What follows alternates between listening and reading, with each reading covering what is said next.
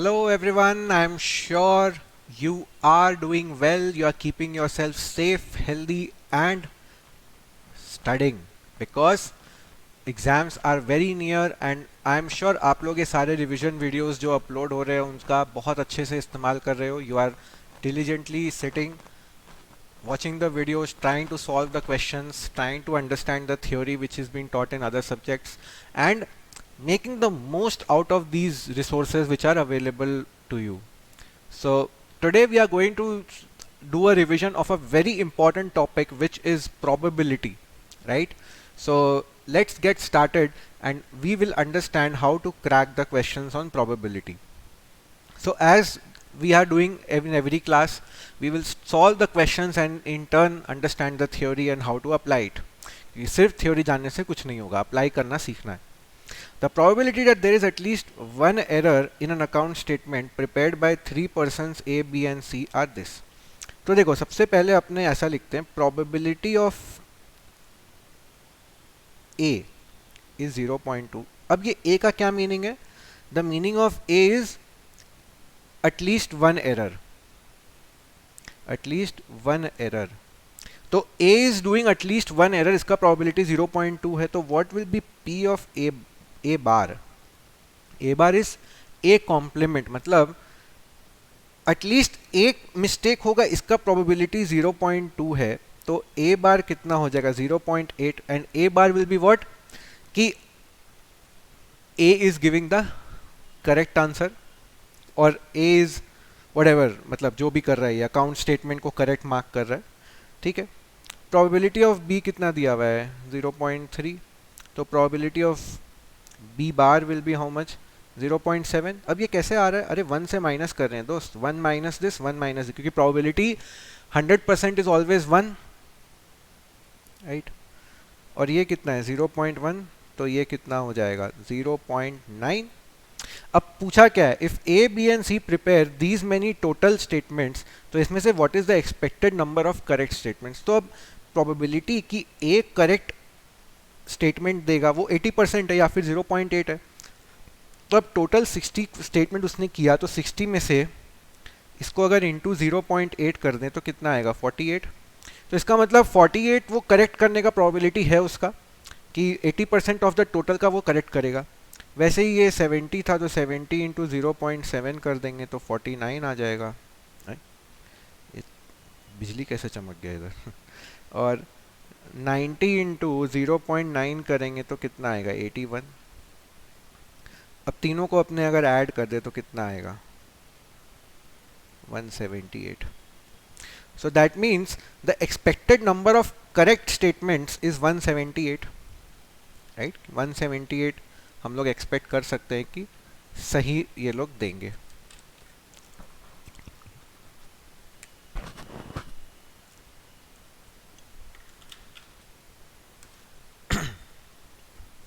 इसमें कॉम्प्लीमेंट का लॉजिक समझना बहुत ज़रूरी था कि एटलीस्ट वन रॉन्ग का 0.2 है, तो उसका पूरा कॉम्प्लीमेंट ले लेंगे तो रॉन्ग वाले सारे चल जाएंगे, राइट.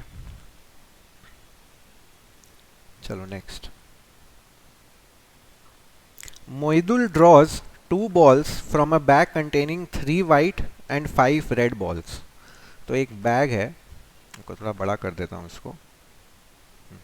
एक बैग है जिसमें 3 white और 5 red balls है. He gets ₹500 if he draws a white ball and 200 if he draws a red ball. What is his expectation? मतलब वो कितना पैसा वो निकाल सकता है. तो वो 2 बॉल कर रहा है, ठीक है, 2 बॉल उठा रहा है.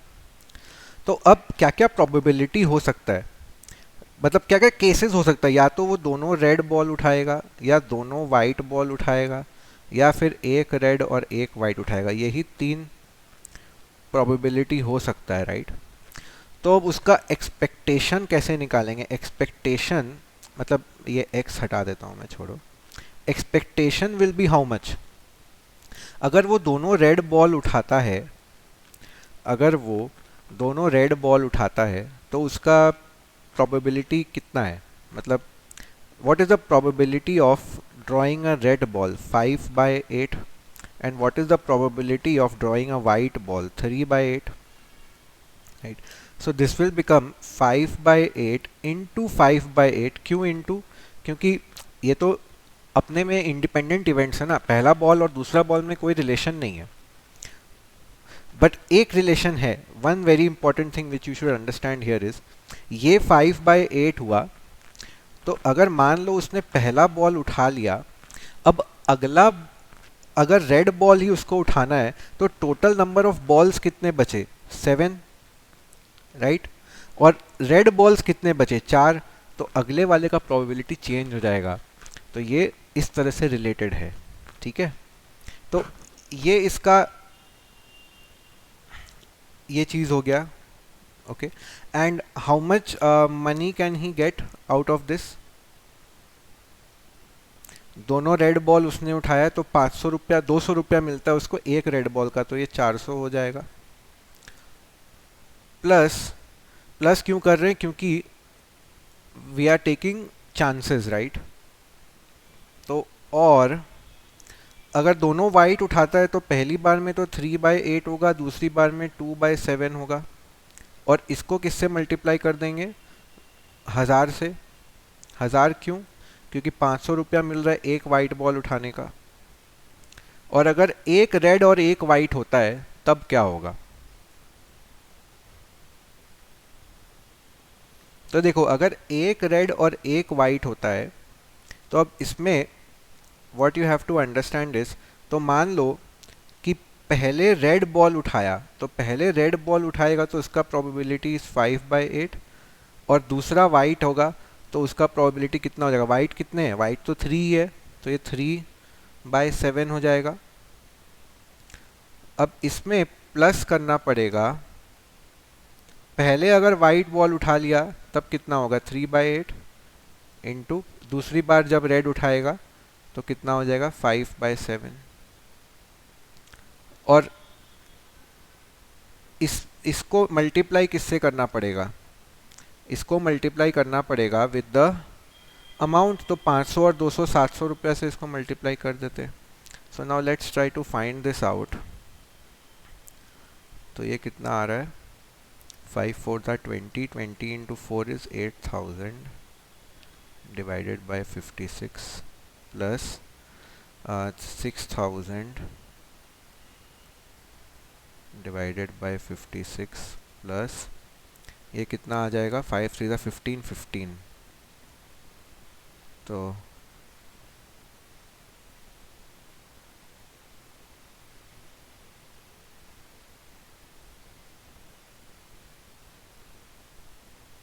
अच्छा, लेकिन इसमें एक चीज़ है, ये 5/8 इंटू 3/7 और 3/8 इंटू 5/7 जो हमने किया है, हियर वी हैव, मतलब हम लोग अज्यूम कर लिए कि R1 W1 all balls are distinct, लेकिन ऑल सारे बॉल्स डिस्टिंक्ट नहीं है.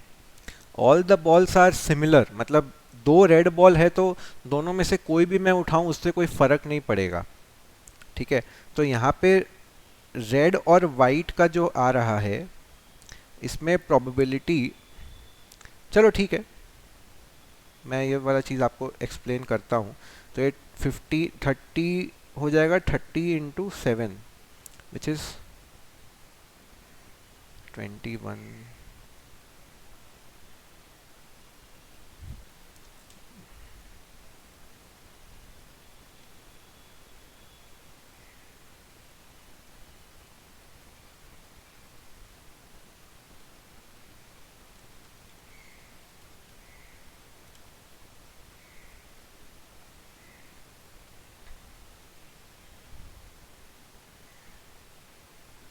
सो how much is this coming out to be? देखो एक बार कैलकुलेशन करते हैं फटाफट से.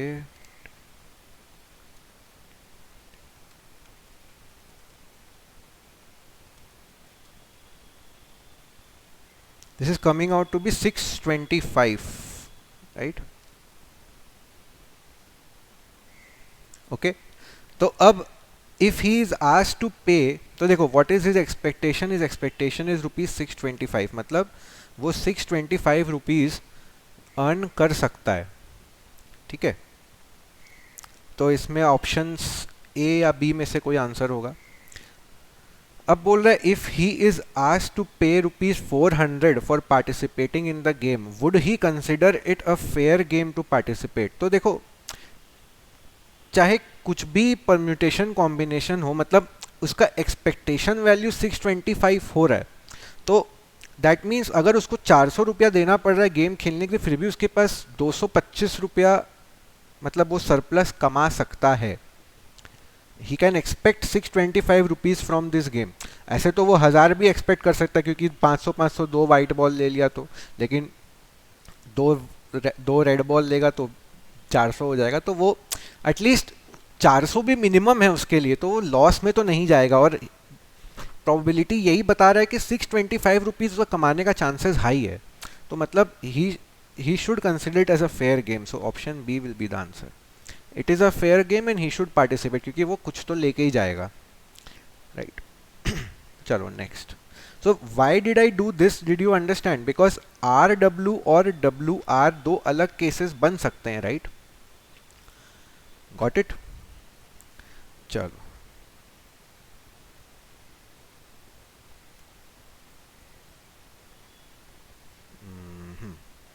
For a group of students 30%, 40% and 50% failed in physics, chemistry and at least one of the two subjects. Okay, अभी देखो यहाँ पे अपने को कैसे करना है।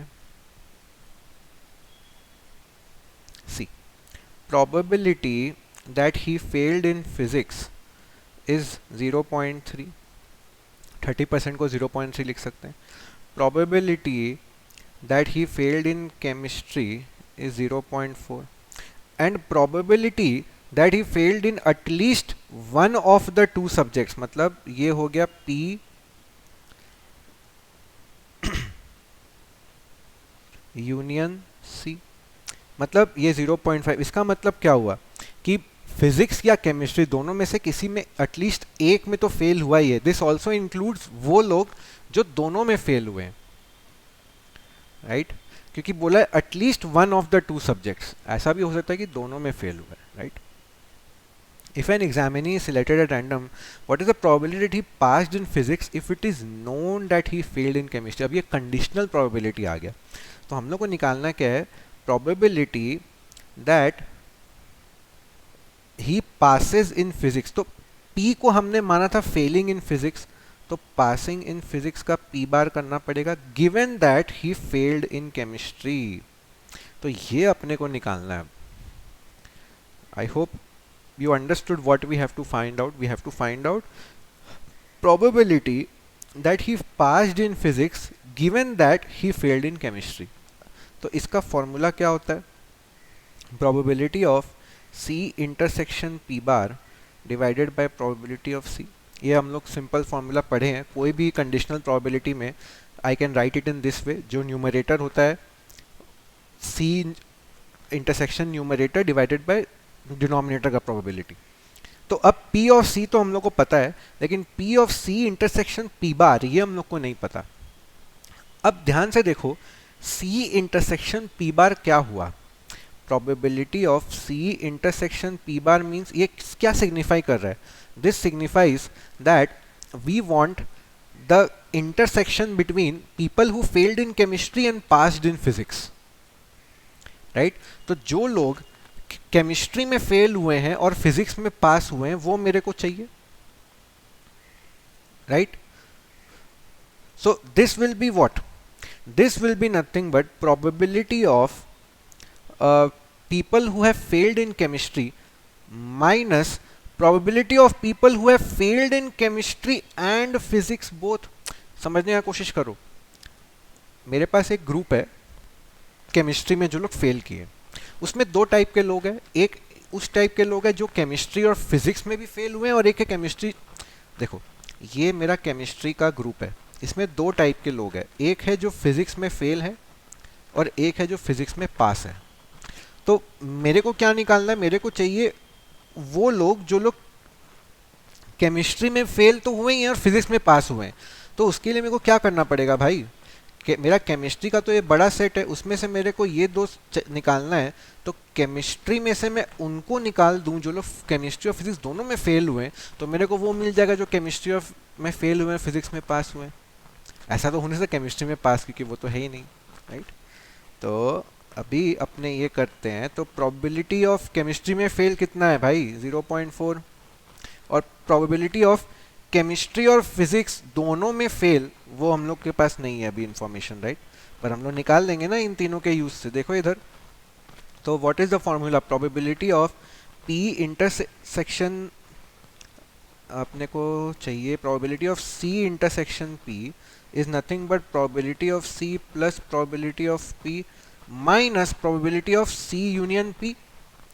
तो अपने पास पड़ा है ना value 0.4 plus 0.3 minus probability of C intersect C union P हो या पी यूनियन सी हो, बात एक ही है। तो ये 0.5 हो गया। तो ये कितना आ रहा है, 7 माइनस 5 2, 0.2। तो we have got this value as 0.2, so now this is nothing but 0.2। Okay, अब हम लोग अपना ये फाइनल आंसर निकालते हैं।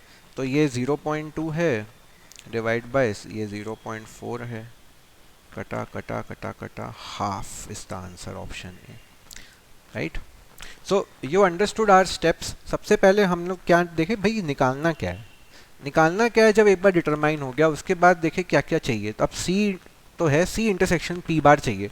तो वो कैसे मिलेगा, वो P of C minus P of C intersection P मिलेगा। मतलब भाई केमिस्ट्री में से उनको हटा दो भाई जो फिजिक्स में भी फेल हुए हैं, तो पास वाले मिल जाएंगे। अब ये निकालने के लिए ये इसका फॉर्मूला यूज़ कर ले, ये डी मॉर्गन, राइट। ये हम लोग सेट्स में भी पढ़े थे, वही जो सेट्स में कार्डिनलिटी में यूज होता है वही प्रोबेबिलिटी में भी यूज होता है। ठीक है, डन है, सही है, आगे बढ़ते हैं।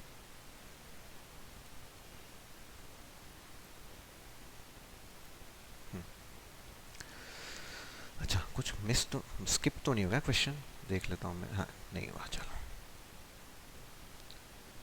अभी ये आ जाता है, the odds in favour of an event is 2:3। अब देखो, ऑड्स इन फेवर मतलब एक इवेंट हुआ है जिसमें दो चांसेस ऐसा है कि वो उस मतलब उसके फेवर में हुआ है, वोट यस आया है, और 3 चांस ऐसा है कि वोट नो आया है। तो always remember, whenever it is saying odds in favor, तो probability 2/3 कभी नहीं होगा, because 2 means the cases where we have got yes and 3 means cases where we have got no। तो यहाँ पे क्या होगा, probability of favor will be actually 2/5 because total consider करेंगे उसमें, and probability of, तो favor 1 कर देता हूँ मैं, चलो, और probability odds against another event. अब ये ऑड्स अगेंस्ट है, मतलब अगेंस्ट अनदर इवेंट, इसलिए इसको 2 कर देते हैं। ये 1 इवेंट का है, ये 2 इवेंट का है, तो this is 3/10। Find the probability that only one of the 2 event occurs. हम लोग को क्या निकालना है कि या तो प्रोबेबिलिटी ऑफ, देखो प्रोबेबिलिटी कि पहला इवेंट हो ये 2/5 है। अब प्रोबेबिलिटी अगेंस्ट ये है, तो प्रोबेबिलिटी ऑफ फेवर 2 कितना होगा, 1 माइनस 3/10 ना, विच इज 7/10। क्यों, क्योंकि अगर अगेंस्ट का प्रोबेबिलिटी 3/10 है तो उसका उल्टा क्या होगा, फेवर, कि वो हो रहा है, तो वो 7/10 हुआ। अब अपने को क्या निकालना है, अपने को ये निकालना है find the probability that only one of the 2 events occurs, मतलब एक होगा तो दूसरा नहीं होगा। तो हम लोग का केस में क्या है, वी वांट टू चेक, तो या तो इवेंट 1 होगा और 2 नहीं होगा, या फिर 2 होगा और 1 नहीं होगा। यही 2 केस बन रहा है, राइट। तो इसका क्या होएगा, 1 होगा का प्रोबेबिलिटी क्या है, 2/5, और 2 नहीं होगा का प्रोबेबिलिटी क्या है, 3/10। तो ये एक हुआ, प्लस 2 होगा इसका प्रोबेबिलिटी क्या है, 7/10, और 1 नहीं होगा इसका प्रोबेबिलिटी क्या है, ये हम लोग निकाले नहीं है, निकाल लेते हैं। तो P अगेंस्ट 1 कितना होगा, 3/5 होगा ना भाई, राइट। तो ये कितना आ रहा है, 7/10, और 1 अगेंस्ट का प्रोबेबिलिटी कितना है, 1 अगेंस्ट का प्रोबेबिलिटी इज 3/5, ये इंटू होगा। तो ये कितना आ रहा है, 3 2 जा 6/50 plus 21/50 which is nothing but 27/50. Option B. Got it? So this is how you do this. Very simple. Just find out complements of the probability and do this question. Okay.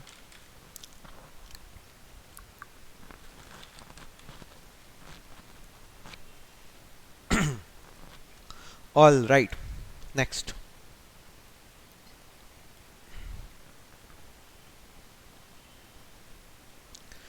This is a very interesting question. X and Y stand in a line with 6 other people. तो 6 other people बोला है, मतलब total कितने लोग हो गए? 8 लोग हो गए. 6 अदर लोग और X और Y. What is the probability that there are 3 persons between them? अभी देखो, पहले तो 8 खंड बनाते हैं. 2 3 4 5 6 7 8. ठीक है.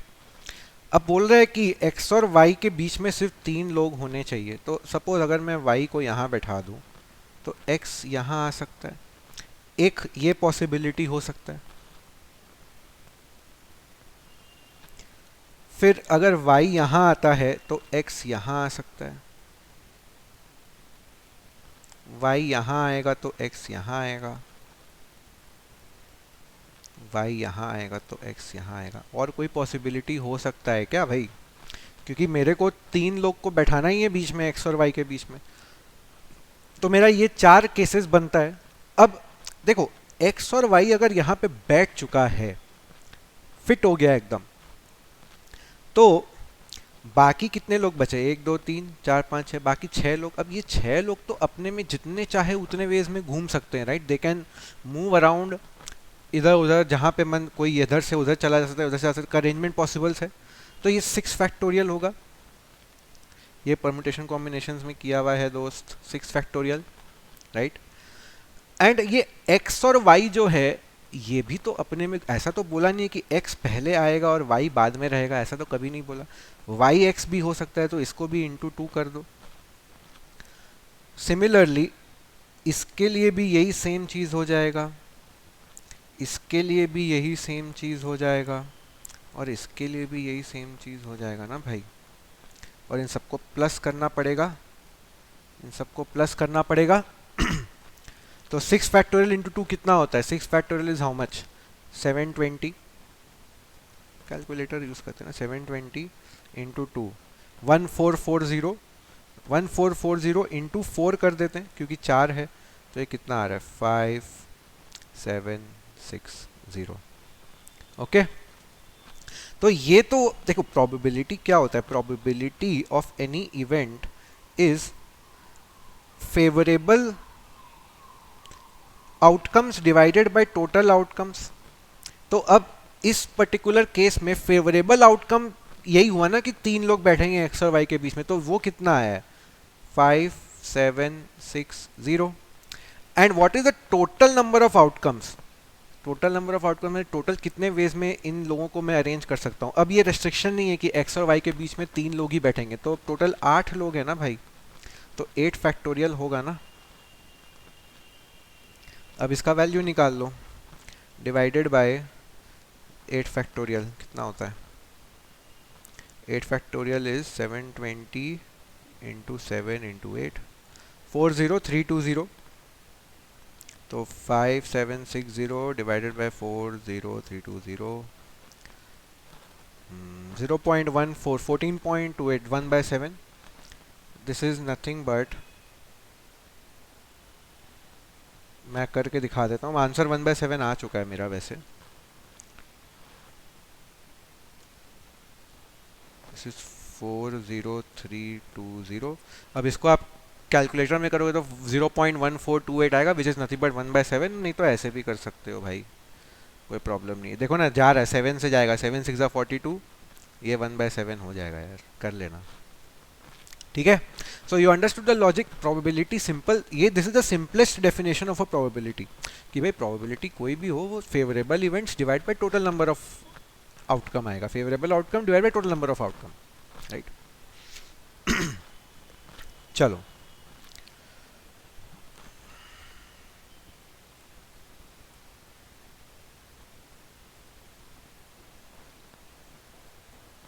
there are three persons aged 60, 65 and 70. The survival possibilities of these three persons for another 5 years is this. What is the probability that at least two of them would survive another 5 years? तो देखो probability of S1 मतलब survival of the first is 0.7. तो probability of S1 bar is how much? 0.3. probability of S2 is how much?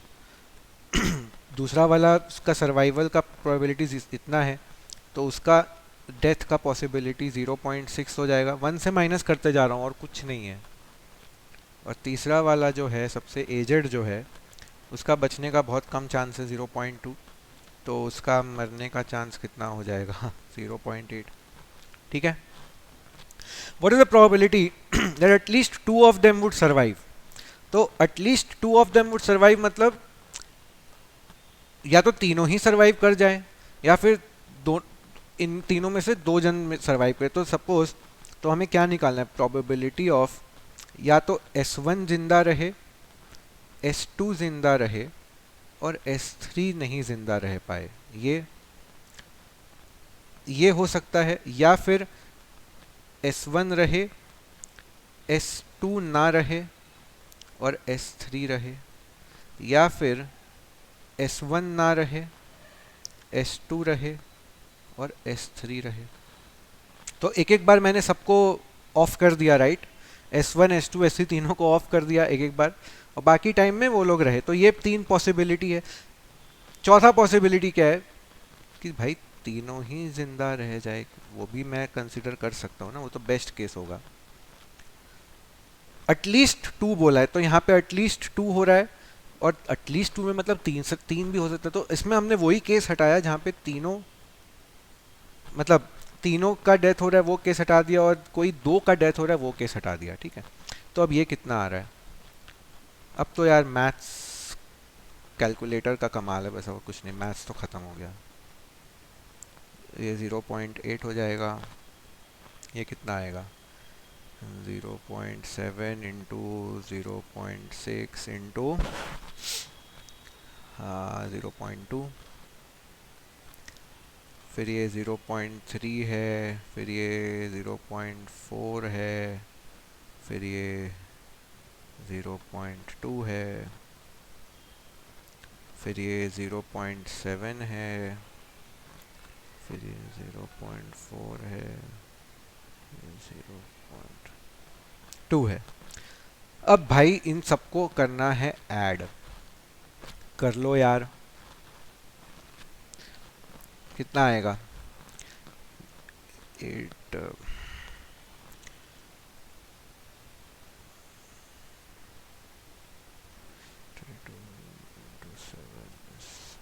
0.224 plus 12 into 7 84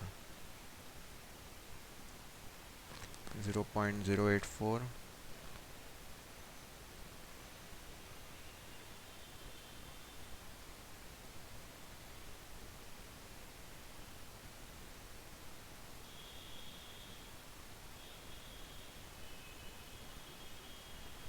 4 2 8 8 3 24 0.024 में कितना आएगा? 0.056. कितना आ रहा है भाई?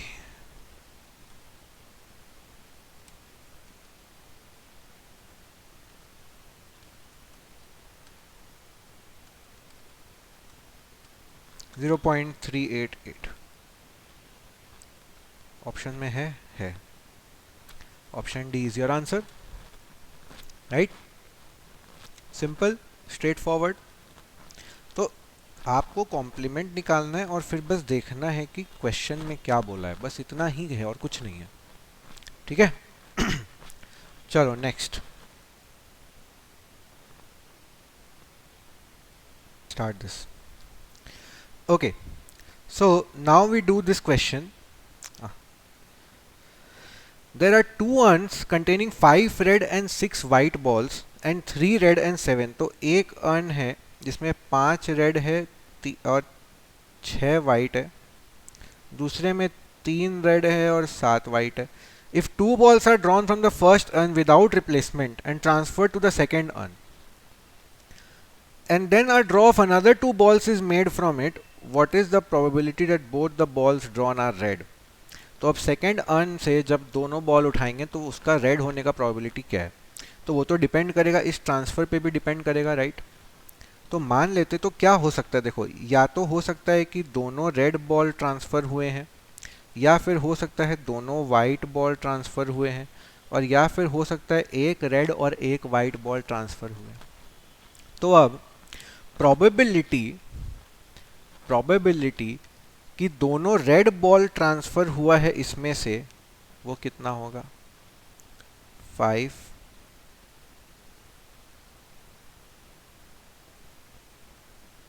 5c2 क्योंकि 5 रेड बॉल है, डिवाइडेड बाय 11c2 ही होगा क्योंकि 11c2 तो टोटल नंबर ऑफ वेज है. फिर अगर तो अब देखो, अगर दोनों रेड बॉल ट्रांसफ़र होता है उधर, तो यहाँ पे भी तो 3 रेड की जगह 5 रेड हो गया. तो अब ये कितना हो जाएगा? 5c2 डिवाइडेड बाय, अब इसमें टोटल बॉल्स कितने हो गए बॉस? अरे बाबा, इधर कितना बॉल था?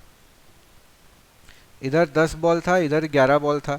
2 बॉल इसमें से ट्रांसफ़र हो गया तो 10 की जगह कितना हो जाएगा? 12 हो जाएगा. तो 12c2 हो गया. तो ये तो हो गया पहला केस. प्लस सेकेंड केस क्या होगा? दोनों वाइट उठाए. ये फर्स्ट राउंड का है. फर्स्ट राउंड में दोनों वाइट उठाए तो उसका प्रोबेबिलिटी क्या होगा? वाइट कितना है? 6 है ना, तो 6c2 divided by 11c2 into, अब अगर दोनों वाइट ट्रांसफर हो रहा है उधर, तो रेड निकलने का प्रोबेबिलिटी क्या होगा? रेड तो चेंज हो नहीं रहा, 3 का 3 है, तो ये 3c2 डिवाइडेड बाय 12c2 हो जाएगा. प्लस अब एक रेड और एक वाइट जा रहा है, तो एक रेड और एक वाइट का प्रोबेबिलिटी कितना होगा? 5 में से एक रेड उठा लो और 6 में से एक वाइट उठा लो, डिवाइडेड बाय 11c2 इनटू, अब एक रेड और एक वाइट गया है इधर, तो ये 4 रेड हो जाएगा और 8 वाइट हो जाएगा, तो 4c2 क्योंकि 4 रेड है, डिवाइड बाय 12c2 क्योंकि 12 बॉल हो गए ना उधर. अब इसको निकालते हैं. ओ बाप रे. तो 11c2 इंटू 12c2 तो एलसीएम में आ जाएगा. अब ऊपर में 5c2 कितना होता है? कैलकुलेटर में करो. 5 into 4 divide by 2 which is 10. तो 10 इंटू 10 ये हो गया 100, प्लस 6c2 कितना होता है? 6 into 5 divided by 2 which is 15. तो 15 into 3 which is 45, plus 5 into 6 is 30, 30 into 6 is 180. तो ये आ रहा है. भावनाओं में थोड़ा लंबा लाइन बना दिया, इतना ही होगा. ये कितना है? 280 प्लस 45, 325 डिवाइड बाई 11c2 कितना होगा? 11 इंटू 10 बाई 2 विच इज़ 55, और 12c2 कितना होगा? 12 इंटू 11 बाई 2 विच इज़ 66. तो अब ये कितना आ रहा है भाई? इसको 11 कर देते हैं, इसको 5 6 30, 65 कर दो, तो 65 आ गया. और डिनोमिनेटर में 66 इंटू 11 कितना होता है? 726 होता है. ऑप्शन आ गया, ऑप्शन सी. तो here what you had to do was you have to bucket it. तो अगर एक बकेट है आर मतलब दोनों रेड, आर नहीं आर, दूसरा है दोनों वाइट, और तीसरा है एक रेड एक वाइट, ये फर्स्ट ड्रॉप पे डिपेंड कर रहा है. See these probabilities are always for red, क्योंकि सेकंड अर्न का तो रेड का ही निकालना है ना मुझे, वाइट का निकाल के मैं क्या करूंगा? ठीक है. This is one very important question, this is important. Okay, चलो. Probability of A bar union B bar is 5/6. अरे ये तो इजी है. तो अपने को निकालना क्या है? Probability of A union B निकालना है. This is what? Probability of A plus probability of B minus probability of A intersection B. ये हम लोग सीखे थे. तो ये तो मालूम है, ये भी मालूम है, पर ये नहीं मालूम। अब इसके लिए प्रोबेबिलिटी ऑफ, तो बड़ा कर देते हैं, आप लोग का इजी रहेगा। प्रोबेबिलिटी ऑफ ए यूनियन, अपने को क्या दिया है, A bar union B bar, De Morgan's याद है मैंने बताया था। This can be written as probability of A union B whole bar. कैसे sir?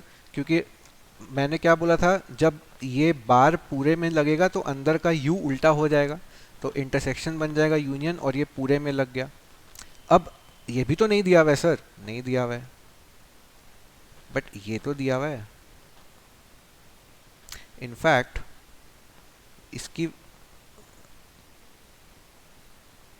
Sorry sorry sorry sorry sorry, ये दिया हुआ है, ये उल्टा बन जाएगा। तो ये तो दिया हुआ है, ये कितना है 5/6। This is probability of A intersection B का होल बार। तो therefore what will be probability of A intersection B, 1 - 5/6, right. Bar हटाने के लिए 1 से माइनस करते हैं, तो ये 1/6 हो गया।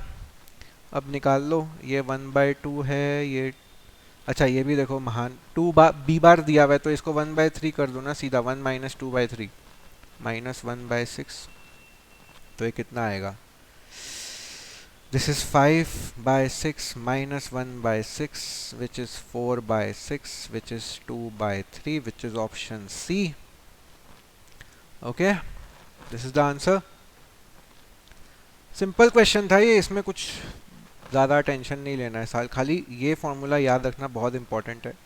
इसका उल्टा भी वही होता है, मतलब अगर ए बार और बी बार के बीच में इंटरसेक्शन होता है तो A union B whole bar हो जाता है। मतलब बेसिकली फंडा यही है, अगर बार है तो उसको तोड़ेंगे तो बीच का यू उल्टा होगा, अगर टूटा हुआ बार है उसको ऊपर जोड़ेंगे तो भी बीच का यू उल्टा होगा। बस ये याद रखना और कुछ नहीं करना, ठीक है। चलो,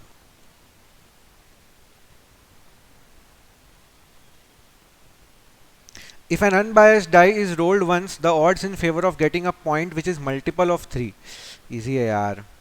एक डाइस में क्या 1 2 3 4 5 6 होता है, उसमें से मल्टीपल ऑफ 3 कितने हैं, 3 है और 6 है, ये दो ही तो है जो 3 के मल्टीपल्स है। तो प्रोबेबिलिटी कितना होगा, probability of this event to occur is how much, favourable outcomes कितने हैं 2, टोटल आउटकम्स कितने हैं 6, तो प्रोबेबिलिटी इज 1/3, राइट। अब आप आंसर मार्क कर दो ऑप्शन सी और खा लो नेगेटिव। क्यों? अरे भाई प्रोबेबिलिटी नहीं पूछा है, what are the odds in favour बोला है। तो ऑड्स इन फेवर में क्या होता है, odds in favour will be 1:2 ना, क्योंकि मैंने क्या बोला था कुछ क्वेश्चन में कि फेवर का 1 है, अगेंस्ट का 2 है, तो भी प्रोबेबिलिटी 1/1 + 2 विच इज 3 है। तो answer is option A not option C. इसमें 90% लोग गलत करेंगे। Okay, so be very careful in this question. Odds in favour पूछा, अगर ऑड्स इन अगेंस्ट पूछता तो आंसर क्या होता, अगर ऑड्स इन फेवर पूछा है, अगर ऑड्स इन अगेंस्ट पूछता तो आंसर क्या होता, 2:1 होता दोस्त, तब आंसर 2:1 होता, ठीक है। चलो,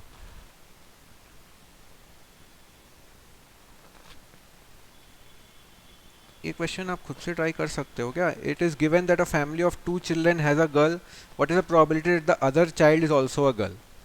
तो देखो प्रोबेबिलिटी क्या क्या हो सकता है, दोनों नॉर्मल में दोनों बॉयज, दोनों गर्ल्स, बॉयज गर्ल या गर्ल बॉय, यही सीक्वेंस हो सकता है। अब इसमें बोल रहा है कि it is has a girl, तो ये तो हटा दो। अब ये 3 केस है, ये 3 केस में तो एक देखो, probability that the other child is also a girl, तो ये कितना होगा यार, गर्ल का प्रोबेबिलिटी क्या हाफ होता है, तो ये कितना हो जाएगा 1 half into half, this is also half into half, this is also half into half, right. तो ये वाला आप खुद से ट्राई कर सकते हो, this is a very simple question. Okay, let's move ahead. हाँ जी, ये भी इजी है। Find the probability that a 4 digit number comprising of digits 2 5 6 and 7 would be divisible by 4। भाई 4 डिजिट नंबर चाहिए। डिविजिबिलिटी रूल क्या था 4 का, कि last 2 digits must also be divisible by 4। तो अब क्या क्या पॉसिबिलिटी है देखो, 26 है, नहीं है। 2 से स्टार्ट होता हुआ कोई भी है, नहीं है।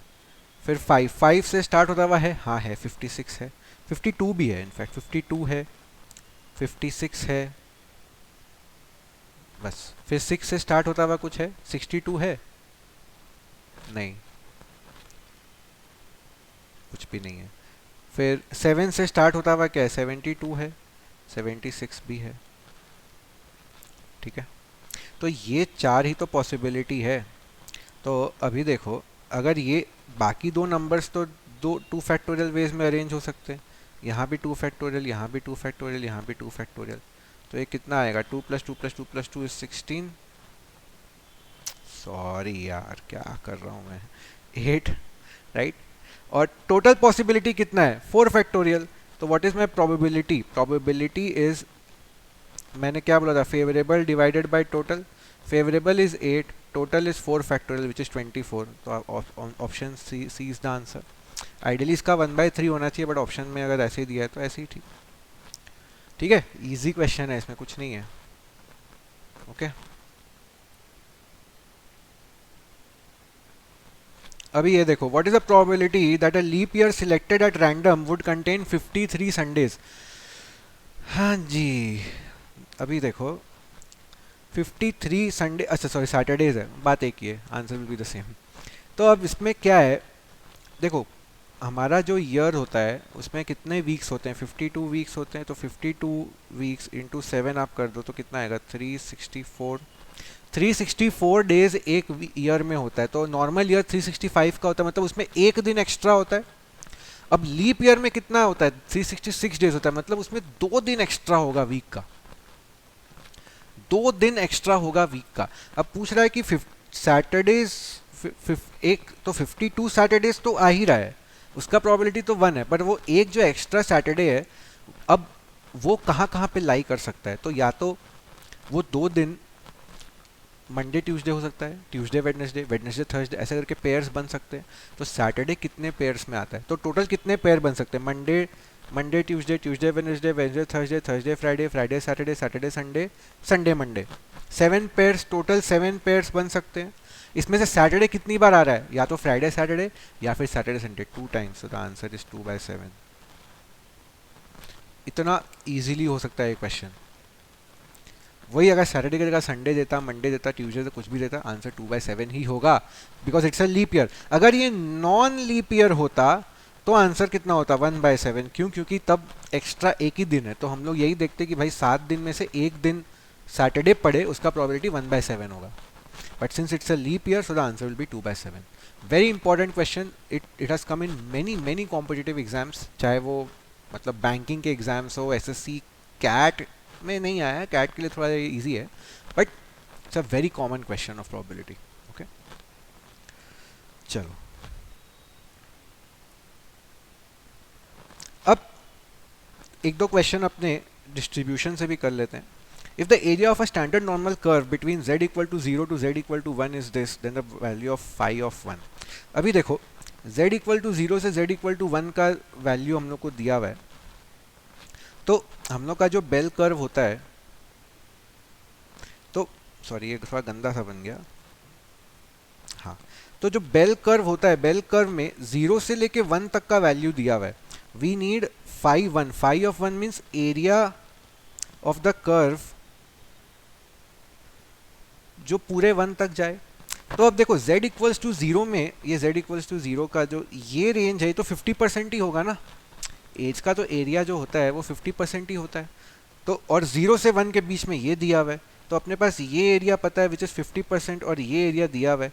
तो what will B phi of 1, 0.3413 plus 0.5 which is 0.8413। ये सिंपल ग्राफ याद रहेगा तो हो जाएगा। 0 से 1 के बीच, भाई देखो 0 से 1 0 और मान लो ये 1 है, 0 से 1 के बीच का एरिया दिया हुआ है, और अपने को मालूम है कि इसके पीछे का जो एरिया होता है वो 50% ही होता है। 50%, 50% इधर, 50% इधर, तो 0.5 होगा, हो गया ना, ठीक है।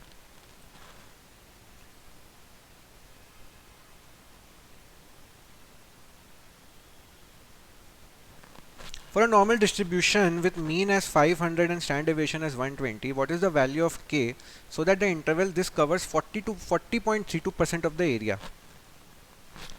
समझो 500 और k दिया हुआ है. सबसे पहले तो ये निकालो कि ये 5, तो हम लोग का जो डिस्ट्रीब्यूशन का जो ग्राफ बनता है उसमें 500 टू k बोला, तो पहले तो ये देख लो कि भाई 500 पे कितना एरिया कवर हो रहा है वो देख लो. तो हम लोग का फॉर्मूला क्या होता है? My value of z is nothing but value minus mean divided by S D. तो वैल्यू कितना है? 500. मीन कितना? अरे भाई मीन भी 500 है, तो ये तो 0 है, मतलब ये 500 तो यहीं लाई कर रहा है. तो ये तो 50% एरिया इधर ही कवर कर लेगा, राइट? तो मतलब 500 इज द मीन. तो मीन तो बीच में होता है, तो 50% इधर 50% उधर, तो ये 50% एरिया कवर कर रहा है. और अब ये जो इंटरवल है ये 40.32% एरिया बोल रहा है. तो इसका मतलब ये 500 थोड़ा इस तरफ होगा. देखो ये नेगेटिव में भी आ सकता है, लेकिन सिंस यहाँ पे वैल्यूज़ 1.3 दिया है, तो इसीलिए मतलब ये 0.9 दिया है, तो इसीलिए मैं 0.5 50% से पीछे नहीं जा रहा हूँ, मैं इसके राइट की तरफ जा रहा हूँ. तो अभी कितना हो जाएगा? ये जो रेंज है, ये रेंज किसको कवर कर रहा है? 0.5 तक तो आया ही है, मतलब 0 से लेके 500 तक तो आया ही है, प्लस 40% को मैं लिखता हूँ 0.4032. ओके, तो ये कितना आ रहा है टोटल? 0.9032 आ रहा है. तो इसका ये वैल्यू दिया हुआ है, राइट? तो इसकी z की वैल्यू निकल गई ना मेरी. तो what is my value of z? 1.30 for this range. अब मेरे को वैल्यू ऑफ k निकालना है, तो निकाल लो. 1.3 is equals to k minus 500 divided by 120. कितना आता है ये? 1.3 यार, 1.3 into 120 plus 500, 656. Yes, 656 is the answer. Okay, chalo, good. Next, this is the last question of distribution we will do. Very important question this is also. The distribution of wages of a group of workers is known to be normal with mean this and standard deviation 100. If the wages of 100 workers in the group are less than 430, what is the total number of workers in the group? देखो 430 के around निकाल, तो पहले तो ये निकालते हैं कि z वैल्यू किसका होगा जिसमें 430 पे z का वैल्यू कितना होगा वो निकालते हैं. तो अभी हमने किया 430 माइनस 500 डिवाइडेड बाय 100. ये कितना हो जाएगा? 7/10 विच इज माइनस 7/10, माइनस 0.7. तो z की वैल्यू नेगेटिव आ रही है. अभी अपने को क्वेश्चन में क्या दिया है? फाई ऑफ 0.7 दिया है. फाई ऑफ माइनस 0.7 तो नहीं पता, तो उसमें क्या होता है? I hope you have studied in distributions कि नेगेटिव 0.7 जो हम लोग निकाल रहे हैं, तो इसके लिए what we can do is, ये हम लोग 100 से अगर माइनस करें तो वी विल गेट दिस ना. तो this I can write as, तो अगर मैं फाई ऑफ माइनस 0.7 लिखूं तो वो कितना हो जाएगा? 1 माइनस 0.758, क्योंकि मैं उसका कॉम्प्लीमेंट निकाल रहा हूँ एरिया, तो वो 100 में से वो एरिया माइनस हो जाएगा, राइट? तो ये कितना आ रहा है? 1 माइनस 0.758, 0.242. तो दिस इज माई वैल्यू. तो 0.245 I am getting here, right? और ये जो है ये किसके अराउंड है? इतने वर्कर्स, 100 वर्कर्स को 430 से कम मिल रहा है, तो मतलब इसको मैं लिख सकता हूँ ना 24.2%. 24.2% of the workers are getting wages less than 430, और वो वैल्यू तो अपने को पता ही है. तो अगर 22.4% corresponds to 100, then 100% means total number of workers कितने होंगे? 100 into 100 divided by 24.2, कितना आता है ये?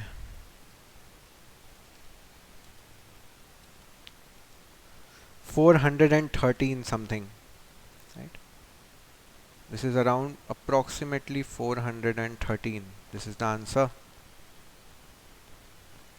Yes.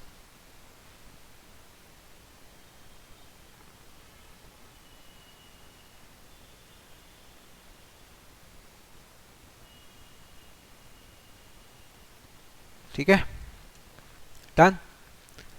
All right, so that was all from this particular section. This is an additional session for calculus. Yes, so I'll be covering some questions based on differentiation and integration which you might expect in your exam. Now this chapter is not one of the hot topics, but you can still expect easy questions of 1 or 2 marks from this section. So I decided to take an additional short session for calculus just for you guys. So let's get started. Okay, so this is the first question. This is a y is equal to, this is a function given and we have to find out the derivative of this. तो derivative कैसे निकालते हैं भाई? इसका देखो formulas आपको याद रखने पड़ेंगे. Formulas, we will be applying those formulas in the questions, but जो आपके फॉर्मूलाज है वो आपको याद रखने पड़ेंगे इसमें. This is the pre requisite. अभी देखो सबसे पहले इसको सिंप्लीफाई करते हैं. तो y इक्वल टू, पहले इन दोनों को पकड़ो तो ये क्या हो जाएगा? X square minus x into x minus two, which is how much? अब फिर से करो, x cube minus 2x square minus x square plus 2, तो which is nothing but x. तो y equal to x cube minus 3x square plus 2. This is what we are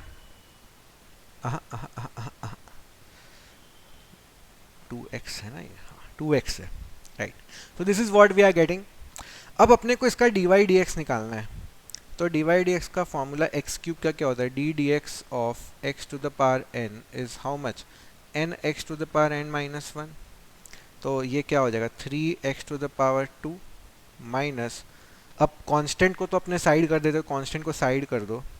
ये क्या हो जाएगा? 2x to the power 1 plus constant को side कर दो और x का डेरिवेटिव विल बी 1. तो ये कितना आ जाएगा? 3x square minus 6x plus 2, option 1. Got it? Simple. Formula याद रहेगा ना तो इसको अप्लाई करने में you will not have any hesitation. Okay, simple तरीके से हो गया. Got it? चलो, will go to the next one. Okay, अब देखो this is a parametric form. इसको बोलते हैं पैरामेट्रिक फॉर्म. नाम से मत डरो, बहुत सिंपल सा चीज़ है. x का वैल्यू दिया हुआ है, y का वैल्यू दिया हुआ है, अपने को dy dx निकालना है, पर ये t के टर्म्स में दिया है. तो सबसे पहले अपने dy dx छोड़ दो, अपने dx dt निकालें. मान लो ये y है, ये tx है, तो ये क्या आएगा? 2t कितना होता है? 2 प्लस कांस्टेंट का डेरिवेटिव इज ऑलवेज 0. तो चलो मैं थोड़ा एक स्टेप में खा गया, उसको ठीक से लिख के कर देता हूँ. तो dx dt कितना हो जाएगा? 2 प्लस 0, तो वो 2 ही रहेगा. वैसे ही y कितना दिया हुआ है? t स्क्वायर माइनस 2, तो dy dt कितना हो जाएगा? 2t माइनस 0, तो 0 वही हो जाएगा. अब अपने को dy dx निकालना है, तो dy dx को मैं ऐसा लिख सकता हूँ क्या? dy dt into dt dx. भाई रेसिप्रोकल कर ही सकते हैं, dt dt कट जाएगा. एक्चुअली में कटता नहीं है, बट समझने के लिए हम लोग ऐसा कर सकते हैं. तो अब dy dt कितना है? 2t. dt dx कितना है? 2 का रेसिप्रोकल माने 1/2, तो ये कितना हो जाएगा? t. The answer will B t. dy dx is nothing but t. It is so simple to do. You just have to know the formulas. और थोड़ा सा ये, this is called parametric form. Parametric form, ठीक है. तो chain rule और parametric form kind of it goes hand in hand. It is something like this. चलो next.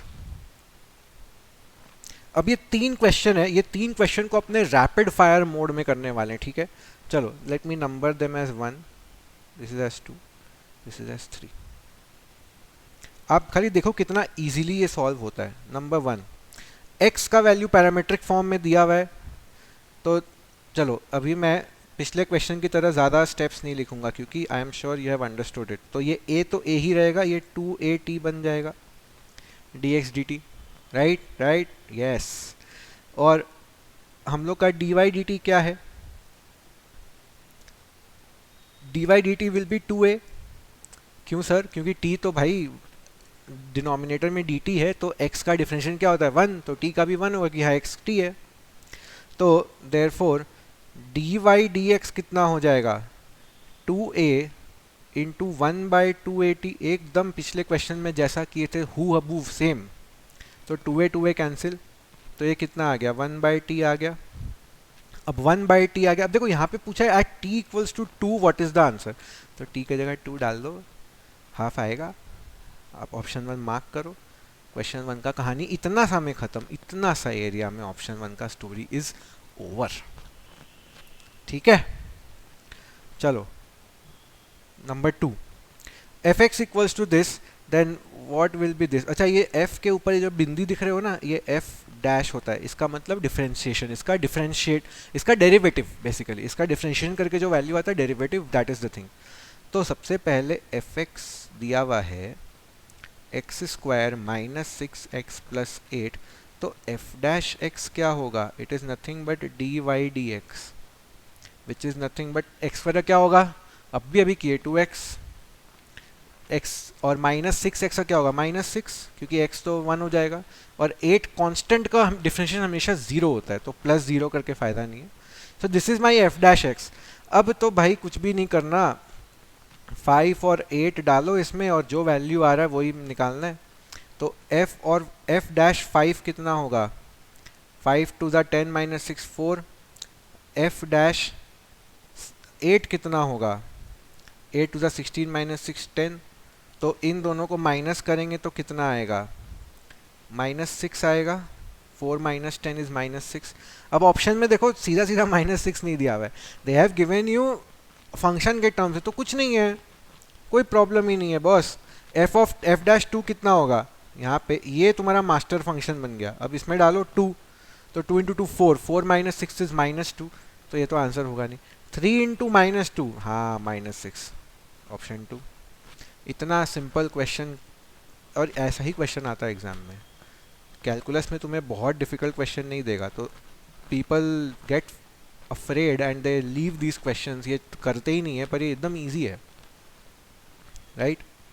अब देखो ये तीसरा वाला जो है ये थोड़ा सा डेंजरस है। क्यों डेंजरस है, क्योंकि इसमें y एक तरफ ऐसे नहीं दिया हुआ है, y इक्वल टू समथिंग, वैसा नहीं दिया हुआ है, ओके। तो इसको हम थोड़ा ध्यान से करते हैं। देखो हमें dy dx निकालना है, तो मेरा LHS और RHS ही है, तो इसको मैं ऐसे लिखता हूँ x plus y equal to log x by y, okay. बहुत ध्यान से देखो, बहुत सिंपल है। x का dy dx क्या होगा 1, y को मैं लिख देता हूँ dy dx, क्योंकि हम लोग जब भी y इक्वल टू समथिंग लिखते थे, ऊपर में भी y इक्वल टू समथिंग लिखे, तो dy, अरे बाबा यहाँ y इक्वल टू x का एक फंक्शन लिखे, तो dy dx कर दिए ना y को डेरिवेटिव के लिए, तो वही यहाँ भी कर दो, y जहाँ है उसको dy dx कर दो। log x, अच्छा इसको मैं थोड़ा और बेटर वे में लिखता हूँ, x plus y equal to product rule और सम रूल, डिवीजन रूल याद है ना log का, तो ये क्या हो जाएगा log x minus log y हो जाएगा।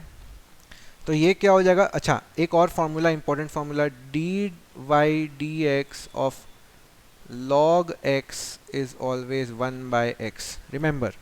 तो log x का क्या हो जाएगा 1/x माइनस ये क्या हो जाएगा log y का। अब देखो यही सबसे इंपॉर्टेंट पॉइंट है इस क्वेश्चन का, log y का डिफरेंशिएशन निकालना है, तो यहाँ पे 1/y मत करना, सिर्फ 1/y मत करना, ठीक है। क्यों? क्योंकि यहाँ पे y का ही हम लोग डिफ्रेंशिएशन निकाल रहे हैं with respect to x, dy dx ही निकाल रहे हैं। तो यहाँ क्या करना पड़ेगा, 1/y तो करोगे बट एक मल्टीप्लाई dy dx से भी करना पड़ेगा। तो इसका ट्रिक क्या है मैं बता रहा हूँ, जब भी कोई फंक्शन में y रहेगा ना डिफ्रेंशिएशन में, तो हमेशा देखना एक बार के लिए उसको x ट्रीट करना, तो x ट्रीट करेंगे तो 1/x आता, तो ये 1/y हो गया, और साथ में एक dy dx मल्टीप्लाई कर देना, बस और कुछ नहीं। ठीक है, तो अब अपने को dy dx निकालना है, तो अब तो इजी हो गया ना ये। 1 plus dy dx is equals to 1/x minus dy dx into 1/y, यही हम लोग का इक्वेशन बन रहा है। तो अब dy dx के सबको एक तरफ ले आओ और 1 को उधर ले जाओ, तो ये क्या आ जाएगा, dy dx plus dy dx into 1/y is equals to 1/x minus 1। तो अब dy dx को कॉमन ले लो,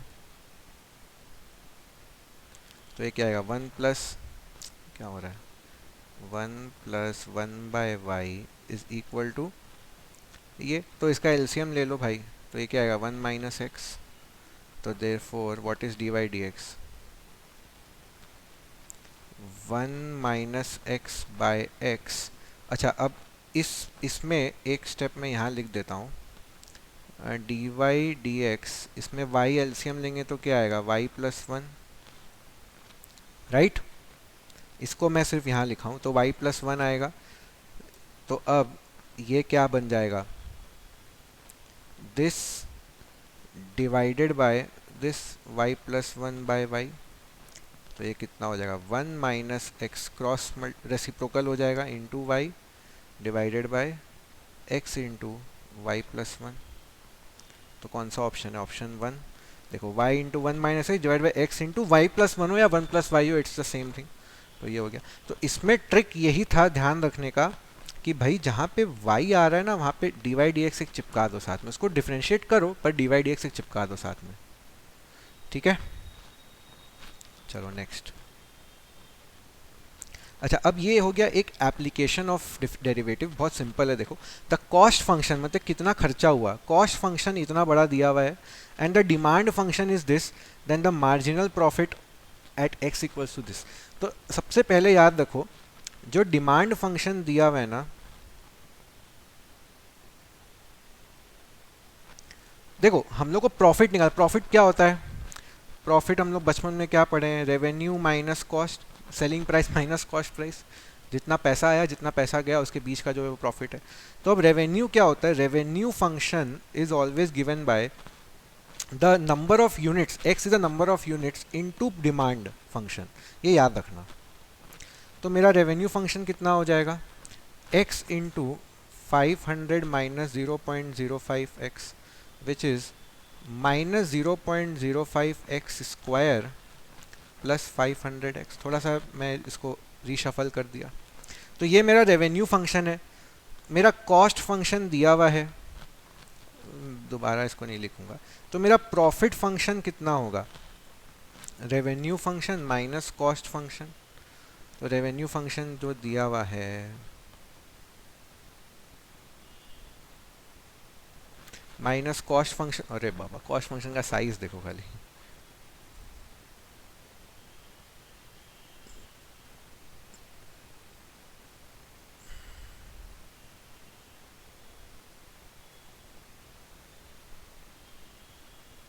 this is the cost function. तो मेरा कितना आ रहा है प्रॉफिट फंक्शन, देखो ये क्यूब का पार्ट तो ऐसा का ऐसा ही रह जाएगा, माइनस इंटू माइनस प्लस हो जाएगा, 4 0 है ना भाई। अब ये देखो माइनस 0.05x स्क्वायर और यहाँ पे कितना आ रहा है, माइनस 0.03x स्क्वायर, तो ये हो जाएगा माइनस 0.02x स्क्वायर।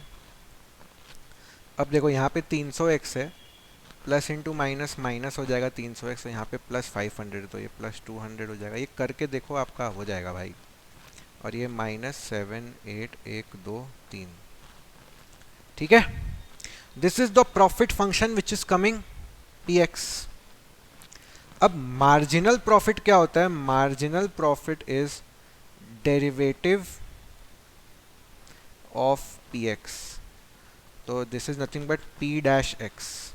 तो पी डैश एक्स कितना होगा, इसको एक्स के रिस्पेक्ट में डिफ्रेंशिएट कर दो, तो ये कितना आएगा 3 इंटू 0.00002 एक्स स्क्वायर माइनस ये क्या आ जाएगा 2 इंटू 0.02 एक्स प्लस 200, ये 78,000, तो ये ज़ीरो हो जाएगा क्योंकि डिफ्रेंशिएशन इसका कांस्टेंट है। अब पूछा है x इक्वल्स टू 2500 के, तो x 2500 डाल देना भाई। तो 3, यार बार बार ये 3 इंटू क्यों कर रहा हूँ मैं, इसको 0.00006 भी तो लिख सकते हैं, इंटू 2500 का स्क्वायर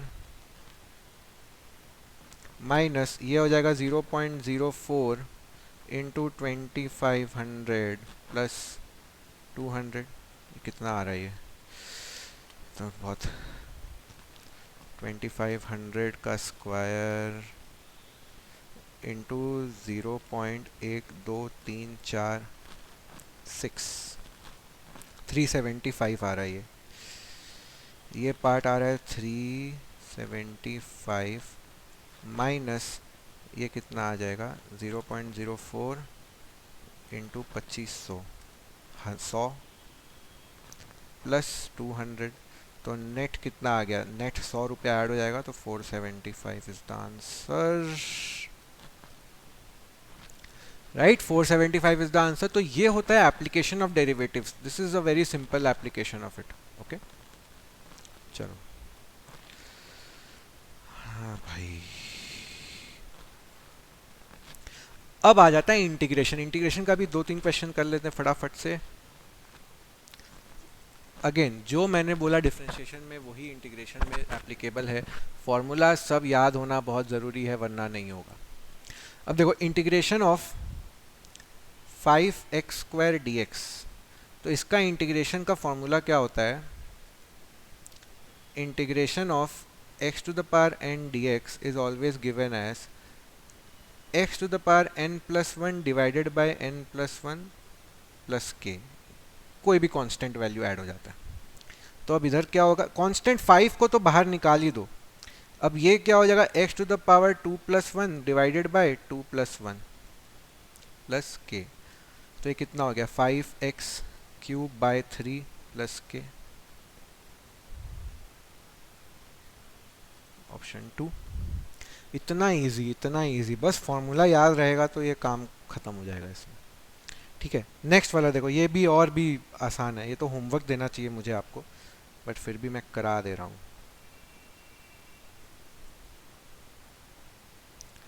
तो ये x² का क्या आ जाएगा x³ बाय 3 माइनस एक और formula integration of dx is always x। अच्छा, इंटीग्रेशन हमेशा ना डिफरेंशिएशन का उल्टा है।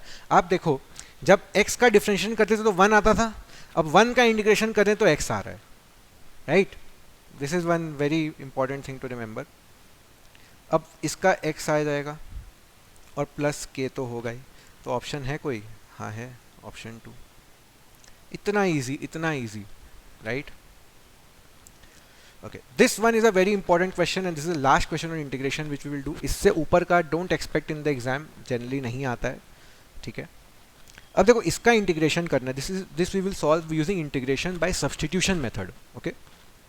अब देखो यहाँ पे कोई फॉर्मूला काम नहीं कर रहा है, लेकिन एक चीज़ देखो, यहाँ पे हम लोग क्या करेंगे, एक वैल्यू k ले लेते हैं, let k is this denominator x³ plus 2, बहुत ध्यान से देखो, ठीक है, x³ प्लस 2 को मैं k ले लिया, तो अब मैं इस पूरे टर्म को ना dx के जगह dk में कन्वर्ट करूंगा। देखो तो मैं अगर यहाँ लिखूं, इसका डेरिवेटिव अगर निकालूं dk बाई dx, तो ये कितना आएगा 3x², गॉट इट। तो अब देखो मेरे को इसको रिप्लेस करना पड़ेगा, यहाँ पे जो 8x² बाई ये है इसको रिप्लेस करना है, तो कैसे, देखो यहाँ तो मेरा k आ जाएगा, k के टर्म्स में लाना, तो यहाँ तो मेरा k आ जाएगा, लेकिन ये 8x² dx जो है इसको k के टर्म्स में कैसे लाएं, ये मेरा अब सरदर्द है। पर ये सरदर्द बहुत इजीली सॉल्व हो जाएगा, क्यों, क्योंकि मैं इसको क्या लिख सकता हूँ, dk is equals to 3x² dx, तो dk by 3 is equal to x square d x, और एक्स स्क्वायर डी एक्स ही तो रिप्लेस करना है। तो अब मेरा नया इंटीग्रल क्या हो जाएगा, इंटीग्रेशन 8x, तो 8x स्क्वायर डी एक्स को मैं क्या लिख सकता हूँ, 8 इंटू डी के बाई 3। तो ये कितना हो जाएगा, 8/3 को बाहर ले लो, तो डी के डिवाइडेड बाय, ये तो k ही था, तो k cube, right. So now I can write this as 8/3 integral of k to the power -3 d k. और वो फॉर्मूला जो मैंने यहाँ बताया था, ये वाला, इसको ही यहाँ यूज़ कर लो। तो ये कितना आ जाएगा, 8/3 into k to the power -3 + 1 x to the power n+1 divided by n+1, यही तो सीखे हैं। तो ये कितना आ रहा है, 8/3 इंटू, अब k के जगह ना बस x का वैल्यू रिप्लेस कर दो जो था। तो ये कितना आएगा, x³ + 2 to the power -2 divided by -2। तो ये कट के 4 हो जाएगा। तो ये कितना आ जाएगा, और देखो नेगेटिव तो है ही, तो माइनस हो जाएगा -4/3, और ये टू द पावर -2 है तो वो नीचे आ जाएगा। तो ये x³ + 2 होल स्क्वायर, ऐसा कोई ऑप्शन आ रहा है, -4/3 into 1 something something, -4/3 into x³ + 2 whole square plus k, हाँ प्लस के तो रहेगा ही। ये k और ये k को कंफ्यूज मत होना, ये k इज एनीथिंग, यहाँ k की जगह a b c d कुछ भी हो सकता है, ये भी कुछ भी हो सकता है, but this is nothing but just a constant. k1 ले लो, तो चलो, तो option 2 will be my answer. आप इस पार्ट को फोकस करो, ठीक है, clear, all right. So this was a very short rapid session on calculus. जितने क्वेश्चन बन सकते हैं एग्जाम में जो आने वाले हैं, उस टाइप के क्वेश्चंस मैंने करवा दिए हैं। Don't go into much complications for this one. Keep practising from our videos, keep watching the lectures, and all the best for your exam. This is Aditya saying goodbye. Thank you so much.